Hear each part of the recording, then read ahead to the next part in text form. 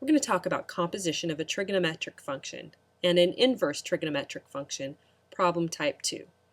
Okay, so in these types of problems, you're going to have inverse functions, and then you're going to be finding, for example, like this, here's you're taking the inverse tangent of this ratio, and then asks you to find the sine of that angle. Okay, so one of the things you need to know is when you're dealing with these inverse functions, that you're going to have some restricted values. Okay, so inverse trig functions are going to be, if you have an inverse cosine or inverse secant, it's either going to be in quadrant 1 or quadrant 2. Okay, sine, cosecant, tangent, cotangent graphs are going to be either in quadrant 1 or quadrant 4. Okay, now I'm not going to go into the reason why, but I am going to talk to you about how you can remember this. So you don't have to, you can figure it out.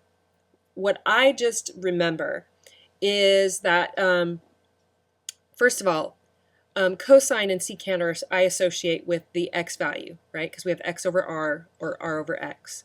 So when my x value is negative, it's either going to be in quadrant 2 or quadrant 3. And I just remember, hey, it's the quadrant closest to quadrant 1 that has negatives. So for x's, that's going to be quadrant 2. For y values, which I associate with these sine and cosecant, and then with tangent and cotangent, it's reciprocal, so they go together. Okay, so I just remember y's are negative in quadrant 3 and quadrant 4, and 4 is closer to quadrant 1. That's just how my brain thinks it through and how I remember what these rules are. Okay, so let's look at an example. Now, you're asked to find the inverse tangent of a negative 5/12. So the first thing I'm going to do is sketch a little picture.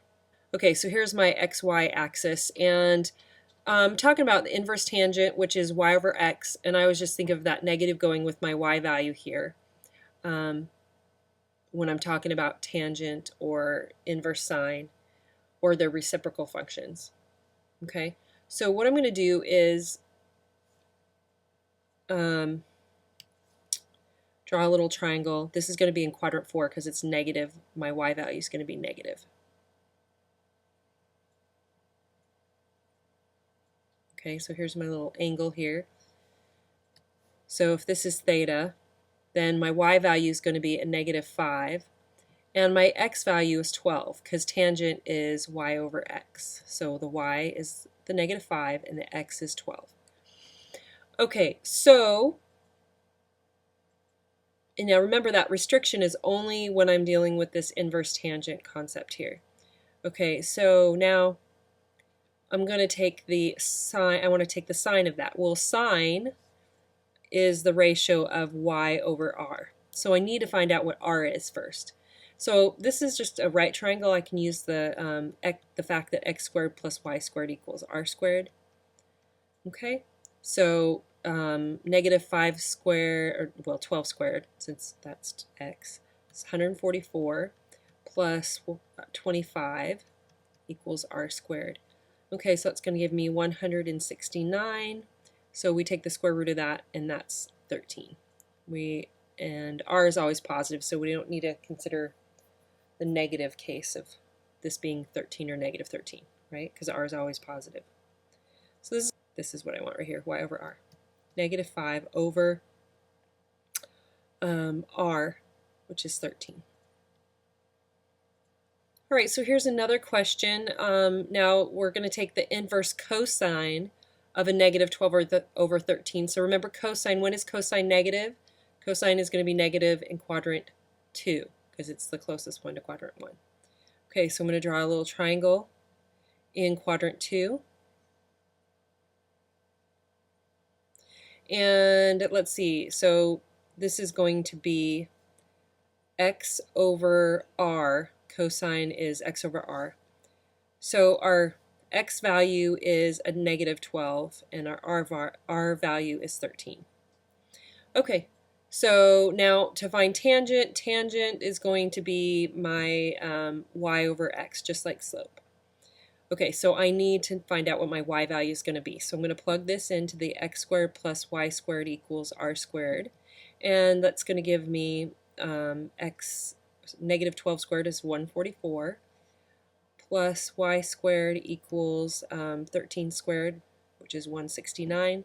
And I subtract 144. That's going to give me 25. I take the square root of that, which is plus or minus 5. But again, it could have been plus or minus 5, but